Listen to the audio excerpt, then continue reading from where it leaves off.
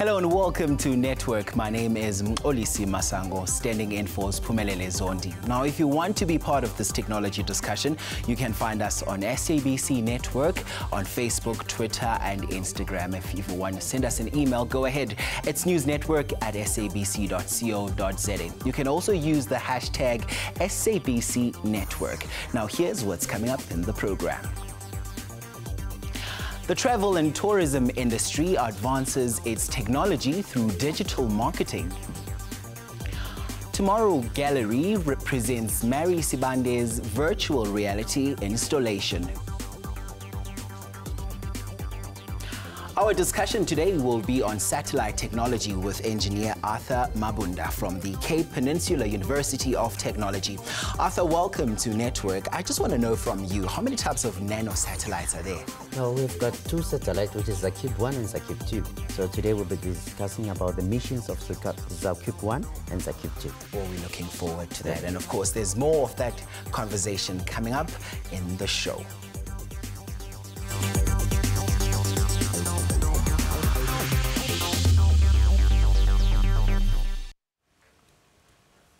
Now, South Africa's Department of Tourism is looking into new technology trends such as virtual reality.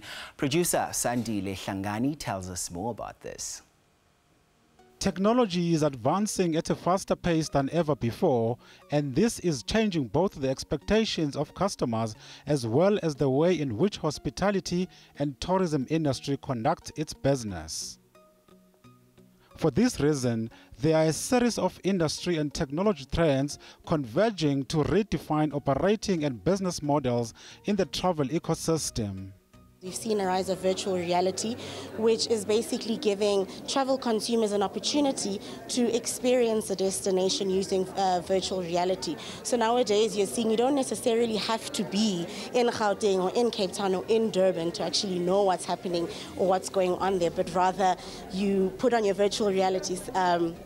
Those virtual reality gears, which Samsung had initially pioneered, and basically through that you are able to either experience the beach or maybe jump off the towers in Soweto, all in the comfort of your own home. So that's quite a trend that I'm definitely excited about. We've seen the rise of 3D advertising as well. With cinemas, we've seen that there are 3D movies that are coming, and I think the trend basically is going to be how do we then adapt to that trend and also provide destination marketing advertising in 3D form. Travel providers are now seeking stronger interactions with customers while drastically changing operations in pursuit of better insights around customer preferences and operational performance. We've got under 300,000 followers on Twitter. I mean, having that on our platform, I mean, should we have any delays, any crises, I mean, it's a big footprint for us to reach our guests and be able to communicate such messages through those platforms. Tourism as a whole makes sure that it gives you a job, not just a job, but sustainability as well. So you can be in a township, but also be able to sustain yourself, generate income for yourself and your family. And the best thing about tourism is that you don't have a certain age to start. So you can be a guide while you're still in school and just keep growing your career through tourism. As more and more devices get connected to the Internet of Things, it makes sense that the tourism hospitality industry begin to harness that data to improve the customer experience. I think South Africa still has a bit of a way to go compared to the rest of the world. In terms of Africa, I think we're definitely the market leaders, both digitally and in traditional destination marketing. We have an amazing, his industry that is sort of, getting things right in terms of leading the way in trends and offering great product and marketing our amazing products that we have out there. Digital marketing, management and hotel developers can no longer work in silos, and these technology trends are giving them the opportunities, tools and solutions they need to create memorable experiences that can lead to positive change and growth in the industry. Now, with Africa positioning itself for the fourth industrial revolution, manufacturers such as Yegani Technologies are getting themselves ready to lead and innovate and not just inspire South Africans, but also young people from the continent. East London is known for its manufacturing prowess, as it so came as no surprise when Yekani, a 100% black-owned information and communications technology company, opened its doors earlier this week. We are targeting Africa as a whole in the first instance, in Middle East, and then we want to conquer the world. This may seem ambitious, but you know, about 5-6 years ago, Huawei was a laughing stock. We couldn't even touch their products. Manje, they are one of the leading experts with technology. That's what we're positioning Yekani to be.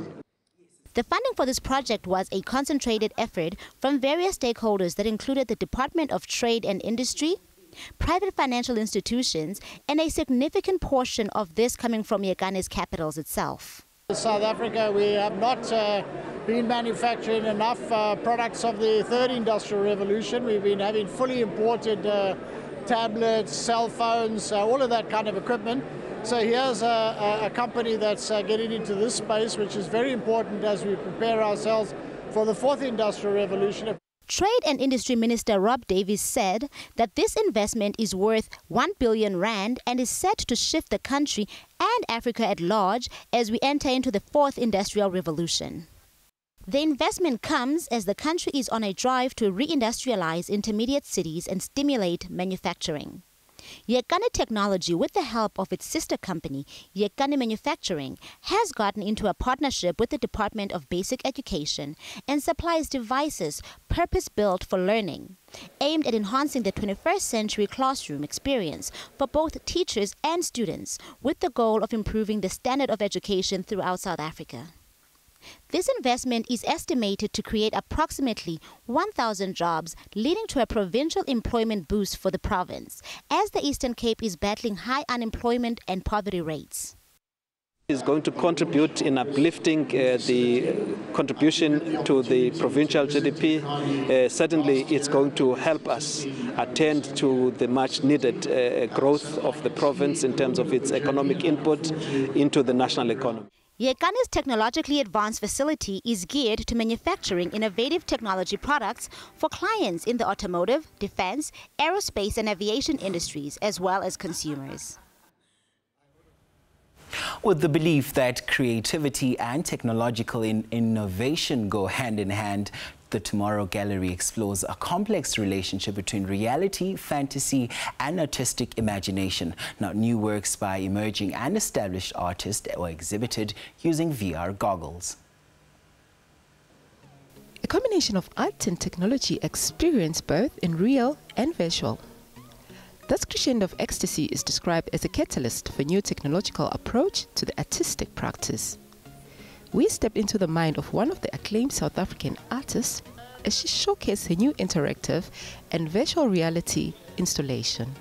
Crescendo of Ecstasy, for me, I remember when I was thinking of a title for the show, and I was thinking, what title do I actually give this new media? And I remember one night where we were all in the same room, and the tech guys were working, and the director was directing, and I was standing there giving ideas of what I see and what I think we should do. And I remember feeling like a conductor, you know, a conductor in a choir, and a conducting like, okay, tech guy, you know, and it felt like that for me. And in another idea, the Crescendo of Ecstasy, for me, it means a boundless space. When you put on the VR headset, you as a viewer, you exist in another world where anything is possible, where there are no boundaries. It's just, you know, everything happens in infinity. What I'm trying to do with this installation is trying to marry new media and old media in a way, like your traditional way of making artwork, the sculpture that is standing there, which is a figure, and it's all dressed in clothing. And also combining that or marrying these two worlds with new media. And the new media is, like, you know, everything right now is going all techno. Everything is technology. Everything happens, you know, in another non-space world. This collaboration by Tomorrow Gallery and the Digital Foundry gave artists an opportunity to create immersive and groundbreaking projects that challenge the definitions of art and digital innovation. We worked on the digital element, so we worked on all the virtual reality experiences. So we were working hard on bringing Mary's sculpture to life. That's what we were working on. So we focused on really trying to bring some energy and some life to what her physical static sculpture looks like. And we really wanted to build that experience for people. What do these creatures feel like? What does she look like when she's in virtual reality? So from our side, it was tons of R&D, lots of research, getting the look right, lighting, rendering. So long process, but obviously it shows for itself, and we're very proud. She has produced some incredible iconic work throughout her career, and in fact her art practice is rather interesting, of course, because she started with Sophie, a domestic worker who was in blue, and she has subsequently moved on to this fantastical figure who doesn't have a name, but who is inspired by the whole notion of the people shall govern. I think that this work speaks to womanhood, speaks to childbearing in a most incredible manner. So the whole idea about her moving from installations to incorporating the idea of virtual reality in the context of installations is, I think, a country first, if not a continental first, if not one of the world firsts. So I'm extremely proud of Mary, and I'm extremely proud of what she's created. After the break, we chat to Arthur Mabunda, who's a young satellite engineer from the Cape Peninsula University of Technology. Up next.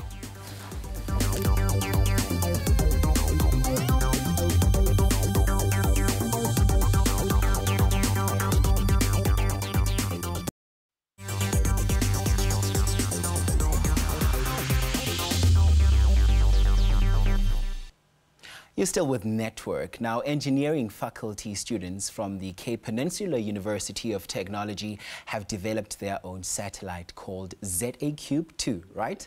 Well, this is the second satellite to be manufactured by the university students for multiple functions. Now, let's take a look at this package. Once in orbit, the nanosatellite is expected to help reduce human trafficking, detect pirates on the African coastline, and provide weather readings. The university's senior engineer Nyameko Hoyi says the ZA-Cube-2 has an important role to play in the ocean's economy. Some of the ships that visit our shoreline, I mean, we don't really know what they are doing, and then what are they there for, you see. So now we came up with this idea after that operation package, so that if ever we can maybe provide an opportunity to demonstrate the capability of our mini satellites, like our small CubeSats. And then we decided to develop a software-defined radio. You know, that software-defined radio, it's basically for the AIS, which is the Automatic Identification System. Science and Technology Minister Mamuluko Kubai-Ngubane says careers in the space science field are countless, and that young South Africans should consider these as futuristic opportunities. Science and technology space is going to remain one of the critical areas. Not that other areas are not important, but this one, because one, science and technology provides the future reasons or explanation of why things happen. The ZA-Cube-2 will be transported to India later this month and is expected to be launched into orbit early in July. Fascinating. Now, to further the discussion, Arthur Mabunda, a satellite engineer from the Cape Peninsula University of Technology, now joins us in studio. Thanks for coming through to Network. Thank you for having me. Now, I'm keen on finding out what's a nano satellite and how does it work? A nanosatellite is actually a small satellite, which is like 10 by 10 by 10. So this is what we call as 1U. It goes up to 12U, which is like 12 of this. So nanosatellites... Let me have a look at that. Yeah, the nanosatellite is actually is the same satellite that you can have. That is the same. It does the same missions that a big satellite which does, but in a smaller packaging. Now, I'm keen to find out what inspired this work. Yeah, what inspired it was all about training engineers, space science engineers, to develop like science satellites and to explore what's happening in space, actually. Now, me and you were talking about how some of your work is going to be used in our harbors. How does that come about? Yeah, that's our mission. That's the Zeta Cube 2, which is 3U, 3 times Zacube 1, so which is going to monitor the oceans. So the primary payload of Zeta Cube 2 is going to monitor the oceans and check all the traffic which is happening in the oceans, and check the illegal activities that's happening. So it can actually, it's more like ocean police. Yeah. Now, I'm looking at all those images as we go through them. I also want to know from you, how is this project funded? No, the project was funded from there's a couple of funders, which is the DSTs and DTI, SANSA, of course, the South African Space Agencies, the NRF for the bursaries. So it's actually, this is all developed at CPUT at FSAT, which runs the program. Wow, this looks like a project which is major and massive. How many engineering partners were involved in it? We actually have a couple of engineering partners. We have, like, for instance, ETSI, which does the production. And we have Clyde Space, which they sponsored us with the ADSR. Then we have where we sell our products at the Clyde Space, where they provide us with the solar panels and the EPS, also with the structure. Okay, now why do you think that we as South Africans need, you know, Zacube 2? Yeah, it's going to benefit a lot because it definitely is going to monitor our oceans. And a secondary payload is going to monitor the veld fires, the forest fires. So it's going to monitor the fires around the world. Okay. Now, for young people who would like to be, you know, satellite engineers one day, what does this whole thing entail? No. Actually, we're running a 2-year program. It's a postgraduate program at CPUT. So we actually start from masters. You get a dual master's degree when you join the program of MSc from France and the MEng from CPUT. So actually what we do, we develop young engineers, electronic engineers to develop satellites. Interesting, and this is still a work in progress, as you've said. Yeah. So how do they go about enrolling as part of that program that you were just telling us about just now? No, actually it's partnered with the French embassies. Oh, yeah. So actually all these radios are developed by students at CPUT. So also it's actually a heritage that these radios have been tested from Zeta Cube 1. They're still working with, launched it in 2013, and this will be launching it later this year. Clearly still a work in progress. Yeah. Now, with young people sitting at home wondering what does it take, you know, to be a person like yourself wanting to be engineers, I'm sure it's a field, you know, that needs lots of expertise. What advice would you give them? No, what I can say is actually you just need to know what you want, and you need to be passionate about it. So you need to pursue it.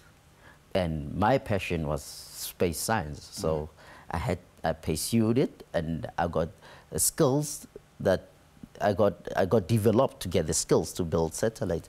So actually it's all about studying hard and getting the right skills. And the program is fully funded. Richard Mabunda, engineer student from the Cape Peninsula University of Technology. Thanks very much indeed for joining us. No, thank you. We wish you all the best. Thank you so much. Now, this week we caught up with renowned artist DJ Ganyani, and he told us about what his favorite piece of technology is. Take a look.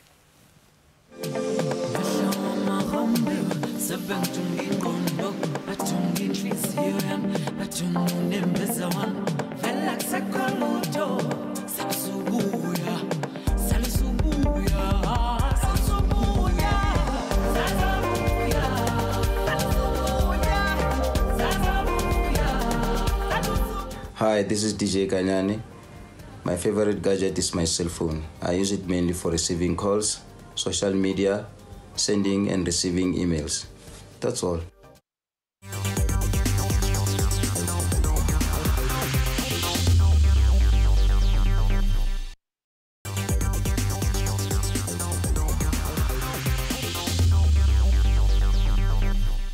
Welcome back. Now, Ugandans are expected to pay taxes for using social media, and Apple's improved iOS is set to speed up older devices. These are some of the stories that made media tech headlines in the last week.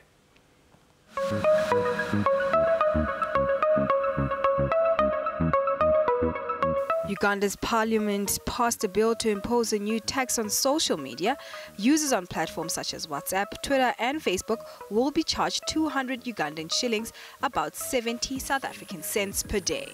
A tax of 200 costs a lot, especially to the youth who use internet, when we are searching for job applications, when we are communicating with friends, it really becomes another expense, yet we don't work. Of Uganda's 41 million people, 23.6 million are mobile phone subscribers and 17 million use the internet. Authorities say the proposal will be included in the budget for fiscal 2018-2019 starting in July. And off we go to the US of A. Apple Inc. on Monday unveiled the latest version of its operating system for the iPhone and iPad, iOS 12, saying it would make older devices such as the iPhone 6 work better. And in iOS 12, we wanted to make an easy way to experience AR across the system. And to do that, we got together with some of the greatest minds in 3D at Pixar. And together, we created a new file format for AR. It's called USDZ. And it's a compact single file format that's optimized for sharing while retaining great 3D graphics and even animations. Apple also showed off new apps that use augmented reality, rolled out group video chat sessions with up to 32 users, putting it in direct competition with companies such as Cisco Systems Inc. and Microsoft's Corp Skype. And now we head to China. Smartphone maker Xiaomi celebrated its 8th anniversary with a rock concert-style launch to unveil the flagship Mi 8 smartphone, strikingly similar to Apple Inc.'s iPhone 10 presented by Xiaomi's chief executive Lei Jun. It's my first time to participate in this new product launching event. I was very excited. I'm looking forward to the launching of Mi 8, which contains many inconceivable technologies. If I have money, I would definitely buy one and change my smartphone immediately. Xiaomi, which started with smartphones and has since branched out into a plethora of smart devices, gained a following in China by releasing limited batches of slick-looking phones online at a mid-range price tag.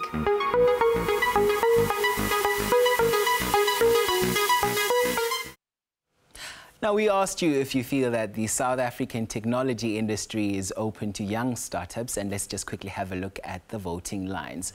Now, 36% said the industry is open to young innovators, and 64% of you feel that the industry can do more. It's a good thing that everybody's decided, so there's 0% of you that are unsure this week.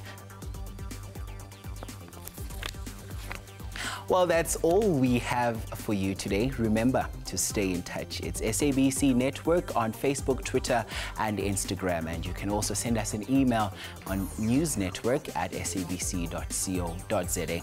Now, we leave you with visuals of a big data expo, which was held in China. From me and the rest of the team, we wish you a spectacular one going forward. Take care.